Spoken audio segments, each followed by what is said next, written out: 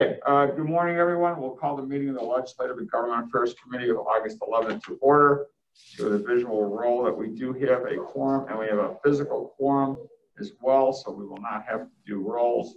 However, I think we will into this. Moving on to approval of the minutes, I'll entertain a motion to approve the Legislative and Government Affairs Committee meeting minutes of March 10th, 2020. The motion and a second. Any additions, corrections, or deletions? Hearing none, seeing none, all is in favor? Aye. Opposed, the minutes are approved. Do we have any public comment? No, sir.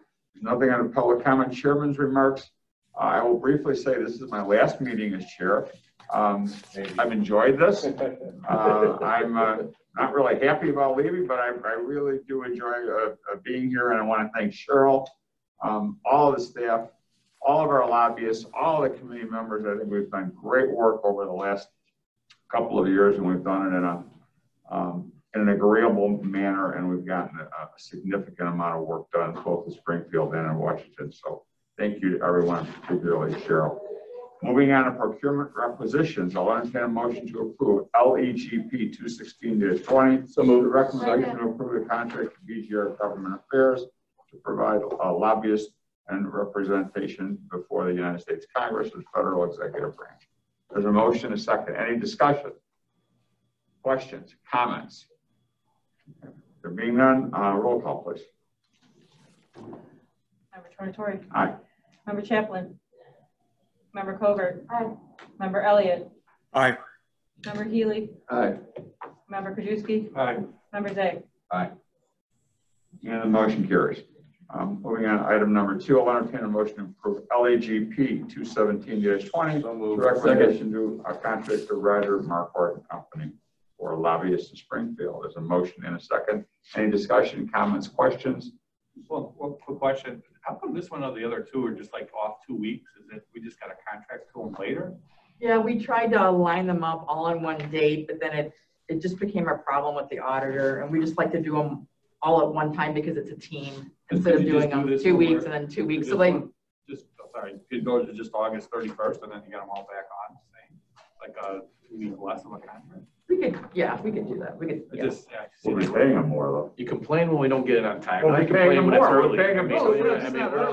We have 3 of them. But hey guys, I think for 2 weeks. I believe Member Chaplin has joined us. One Yeah, we thank don't you. have for Sorry 2 about weeks, that. and the other ones we have, it's just to make them all uniform. Okay. Any other questions, comments? What are we on? We're on number 2. Oh, Contract to Roger Marquardt and Company. thank you. I don't know if you guys discussed this, but can I make a comment? Yes, please. Okay, thank you. So, we talked about walking down budgets and everything like this. I looked, our lobbyist fees are the same that they were last year. So is there any way that we can get a 10% reduction on the lobbyist fees? And, is this one our state? Yeah, this is our 2 state lobbyists. I know, the legislature was out most of the year. And is there any way we can get some money back from them? I mean, like car insurance is giving you money back because you're not driving as much as you did. We're not using this. Yeah. We got more time. Is there anything here? Actually, they worked harder. They worked harder. Okay. All right. Let's not. We're not all going to jump in here. First, Liz, Member Chaplin, regarding the 10% reductions. Those were for our department heads, and they weren't for contractual employees. We didn't ask necessarily people to reduce their contracts by that much. I think to suggest that because the legislature wasn't in Springfield that they didn't work as hard, it just belies all that went on over the last 4 months, given all of the executive orders that came through Springfield, everything from face masks to Open Meetings Act changes to any number of other things dealing with COVID, as well as our local government distributor fund being preserved, the surcharges, our Medicaid personnel. So I really don't think that the fact that the Springfield wasn't in session that our lobbyists didn't work as hard. They probably worked harder. Okay, thanks so much for the information. And if we could get like a little, because they always say we don't know what they do. So it's always hard, to justify that when we have a whole packet that was sent out to the membership to show what they did. So I hope you received it. If you didn't, we will make sure you get one. Okay. Thanks so much. Thank you. Any other questions, comments? Yes, Member Healy. Yeah, I just wanted to say that based upon what Joe told me from the state association, he was working with our folks constantly.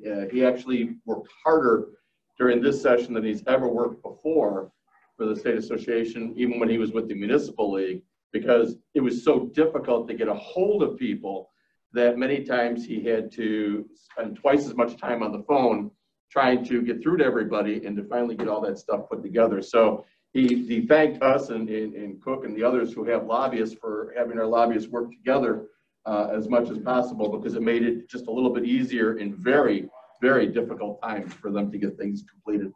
Great. Thank you, Member Healy. Yes, Member Zay. I mean, and to go back to BGR too, I mean, they've done more this time with the Treasury, with trying to figure out what, you know, what we're doing with the CARES Act and the conference calls that we've never done before with them. They're still working on stormwater stuff, transportation. I mean, we should probably giving them an increase. I mean, our state, even though the state legislature wasn't in, and Chip was dealing with the executive branch more than ever because of the executive orders, because the state wasn't in session, that they did more work. I've probably talked to him more than I have this year than when I think anybody has at this point, because that's 2 or 3 years combined. So, I mean, I think they do a good job. And again, I know we're talking about budget, but this is well worth it. And we're lucky we're not increasing. Okay, great. Thank you. And I agree with BGR too. That was the phone calls were really helpful. So I'm probably going to be voting for them all this year. Well, that's good to hear. And Cheryl has something to add. Go ahead, Cheryl. You have a mic you want to drop at this point? Yeah, Member Chaplin, I just want to let you know too that Chip and Mark Poulos and Dave Sullivan have very good relationships with the governor's office. And as Member Zay was saying, there's over 45 executive orders from Alma on down, and they really helped, I know, Joan and the health department stand up our testing site. So we have been working with the governor's office a lot. I will say our team also got a number of capital projects. Now, we haven't had them officially released, and that's what you need lobbyists to do, because they always have too many capital projects over the 6-year program, and then you have to work to get them released. So Chip was able to get a $5 million project for the health department to remodel the youth home as a substance abuse emergency center. We have $25 million for the Green Valley Woodridge treatment plant we're trying to shake loose. That's a big project. Senator Curran got $600,000 in stormwater projects. So we need their continued help to work with the governor's office to try and release those programs. But I'm expecting 2021, to your point, they weren't in session as long as they normally were this year. So the backlog of bills for next year, I think we're going to have one of the busiest years because of a lot of new members of the General Assembly. And I know the Madam Clerk actually reached out to me last week because per your discussion in finance, the April 4th consolidated election, right now, they're still requiring us to man 250 polling places and probably do mail-in ballots. And it's just a lot. And we've got to get some type of election reform bill done. Hopefully we'd have to during the veto session to try and get those number of polling places reduced, because we're all not going to be vaccinated by April 4th.